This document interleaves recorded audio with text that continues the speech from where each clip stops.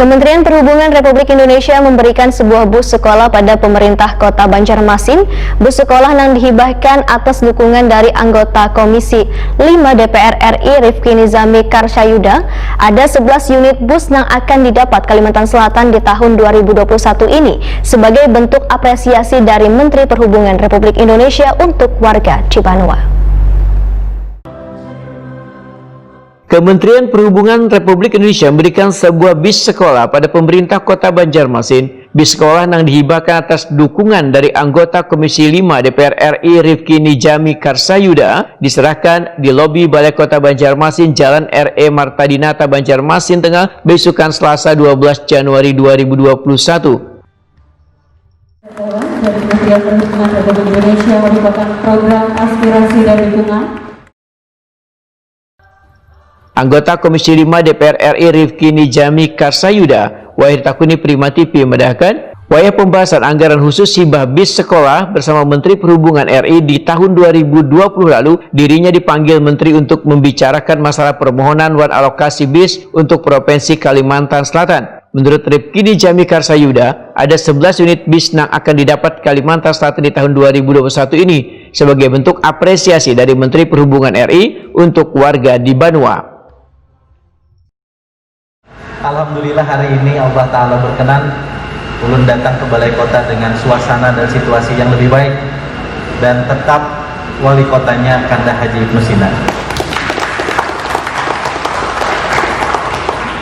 Tahun 2020 yang lalu, pada saat pembahasan anggaran khusus terkait dengan hibah bus sekolah bersama Saudara Menteri Perhubungan Republik Indonesia, ulun sangat merasa istimewa karena dipanggil Pak Menteri empat mata, Pak Zul, untuk membahas permohonan dan alokasi bus untuk Kalimantan Selatan.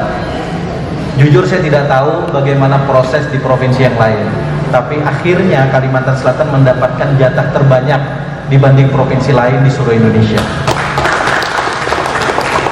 Tahun ini Kalsel mendapatkan 11 bus. Sebagai informasi, Kalimantan Timur hanya dapat 4 bus. Kalimantan Barat ada 3 anggota Komisi 5, 1 ketua Komisi 5, 1 lagi wakil ketua Komisi 5, 1 lagi anggota Komisi 5, mereka hanya dapat 7 bus di Kalimantan Barat.